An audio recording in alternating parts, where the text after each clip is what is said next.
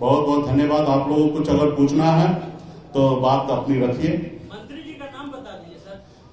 तो वो 1 महीना पहले बिहार से 2 मंत्री, एक मंत्री प्रेजेंट है, एक भारत सरकार का पूर्व केंद्रीय मंत्री हैं। आप टिकट पता कर लीजिएगा, आईबी से पता कर लीजिएगा, पता चल जाएगा कि कौन लोग बॉम्बे पहुंचे थे उसी फ्लाइट में। और मेरे साथ एक आरजेडी का भी एक एमएलसी था।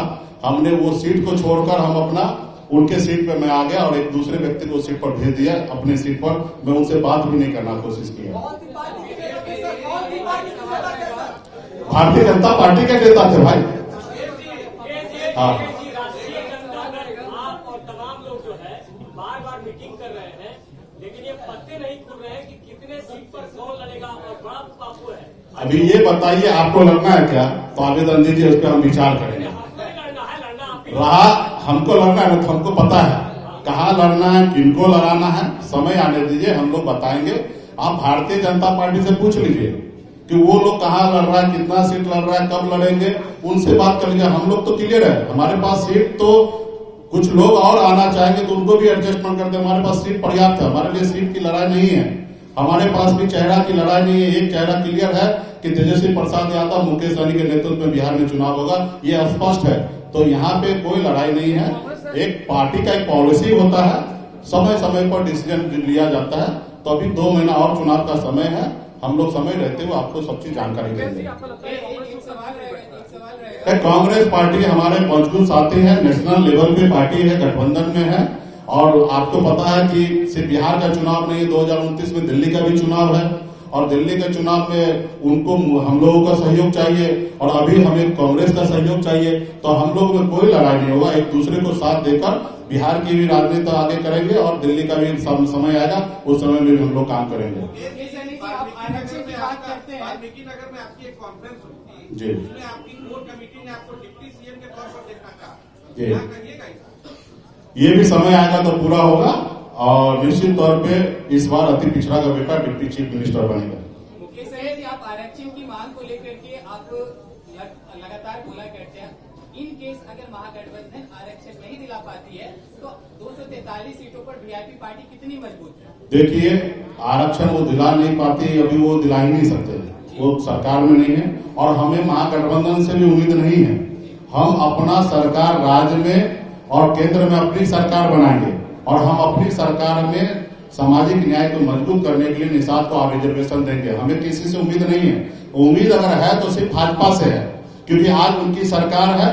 वो अगर आज चाहेंगे तो निषाद को आरक्षण दे सकते हैं। बाकी मांग हमारी भाजपा से है। और रहा कि महागठबंधन का तो हम हिस्सा है, हमें वहां पे मांगना क्या है? हमें वहां पे डिसीजन लेना, जब हमारी सरकार राज्य में और देश में होंगे तो हम वहां पे डिसीजन लेंगे। हम वहां पे मांगना क्या है? मांग तो अभी कर रहे हैं मोदी जी से, क्योंकि आपने 2015 में हमसे वादा किए, 2020 में मोदी जी वादा किए, गृह मंत्री जी वादा किए, और लेकिन वादा को पूरा नहीं किए। तो अभी मेरा मांग है कि मोदी जी निषाद पे ध्यान दे और रिजर्वेशन करें। मुकेश जी, हाल फिलहाल में कोई आपके पास ऐसा लेटर आया है केंद्र सरकार से, जिसमें ये कहा गया है कि हम जो अभी स्थिति है वो हम आरक्षण नहीं दे सकते हैं, वो राज्य सरकार फिर से अगर रिकमेंडेशन करती है? देखिए, ये प्रक्रिया पिछले 10 सालों से लगातार जारी है। समय समय पर भारत सरकार से चिट्ठी आना होता है और समय समय पर हम चिट्ठी भेजते हैं और समय समय पर घुमा फिरा के जैसे जिलेबी घुमाया जाता है, उसी तरीके से भारत सरकार का जवाब आ रहा है। सरकार स्पष्ट भी नहीं कर रहा कि नहीं देंगे और हाँ भी नहीं कर रहे हैं। तो आने वाला समय में हम लोग निश्चित तौर पर, हमारी जब सरकार बनेगा तो जैसे बंगाल में आरक्षण है तो बिहार में भी लागू होगा। महागठबंधन में कितने सीट मिल रहे हैं आपको? अच्छे सीट पर लड़ेंगे और मजबूती से लड़ेंगे और अपनी सरकार बनाएंगे। 243 सीट हमारे महागठबंधन का है। सब सीट पर वीआईपी पार्टी लड़ेंगे, सब सीट पर आरजेडी लड़ेंगे, सब पे कांग्रेस लड़ेंगे। हम सब मिलजुल के अपनी सरकार बनाएंगे।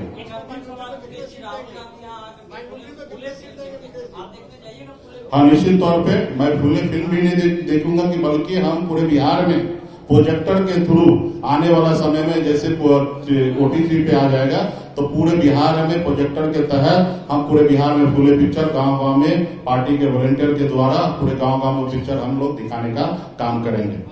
और हमारी सरकार अगर बन जाती है तो बनेगी तो उसके बाद हम लोग बिहार में टैक्स फ्री करेंगे और तमाम जितने भी थिएटर है, हॉल है, सब में फुले पिक्चर लागू करेंगे, चालू करवाएंगे। सबको सीट दिया जाएगा, जीत के लिए सीट दिया जाएगा और निश्चित तौर पे हमारे गठबंधन का तो ताकत ही है। हमारे अल्पसंख्यक भाई, तो उनको हम लोग सम्मान देंगे और मजबूती से उनके साथ रहकर बिहार में सरकार बनाएंगे। बहुत बहुत धन्यवाद आप सभी को। सभी लोग चाय पानी नाश्ता करके जाएंगे। बहुत बहुत धन्यवाद।